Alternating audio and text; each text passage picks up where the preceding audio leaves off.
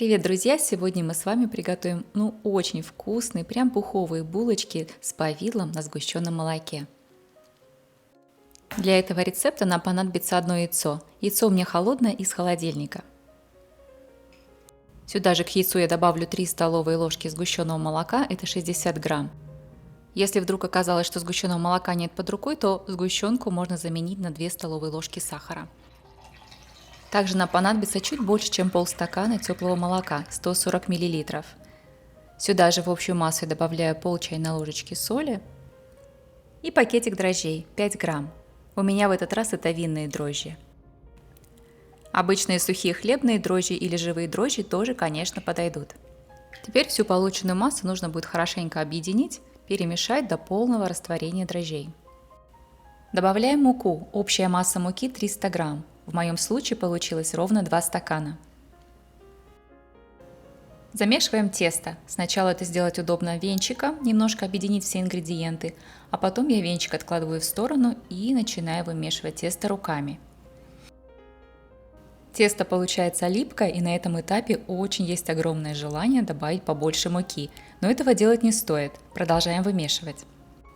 Тесто на данном этапе лучше всего вымешивать в той же самой тарелке, где мы его изначально и делали. Смотрите, какое оно липкое. Оно прилипает ко всем стенкам, и вымешивать его нужно до тех пор, пока оно не соберется вот в такой небольшой комочек. На вымешивание теста у меня ушло минут 5, теперь его нужно будет накрыть пленкой или пакетом и оставить отдохнуть минут примерно на 20. Тесто у меня отдохнуло, оно стало более мягкое и податливое. Посмотрите, его уже можно взять в руку. Выкладываю тесто на стол. Стол я ничем не смазываю. Тесто нужно будет немного расплющить в такой небольшой прямоугольник. И в центр я выкладываю 2 столовые ложки размягченного сливочного масла. Это 28 грамм. Сворачиваю я тесто так, чтобы масло оказалось внутри. И продолжаю вымешивать тесто. Тесто опять стало очень липким. Посмотрите, как оно прилипает. И масло будет вылезать со всех сторон, но в этом нет ничего страшного, продолжаем вымешивать. По мере того, как мы вымешиваем тесто, а процесс занимает минут 10, все вот эти кусочки теста, которые вы сейчас видите на столе, они соберутся обратно в комочек. И тесто будет хорошим, таким мягеньким, а стол станет чистым. В процессе второго замешивания теста муку я не добавляю, чтобы не забить тесто мукой, и чтобы тесто после выпечки по-прежнему оставалось мягким, нежным и воздушным. Положу тесто обратно в чашку, накрою его пленкой и отправлю на час отдыхать, растаиваться в теплое место. После расстойки тесто выглядит еще более мягким и еще более гладким. Посмотрите, какое оно красивое. Мягенькое и уже не прилипает к рукам.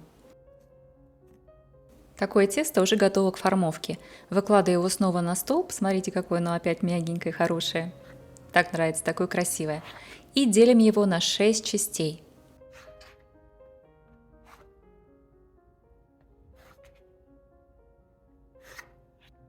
Каждый кусочек у меня получился примерно массой в 97-98 грамм. Каждый кусочек нужно будет взять вот таким образом и края подвернуть к центру, образовав такой небольшой шарик. Все края нужно будет подщипать вот туда в центр.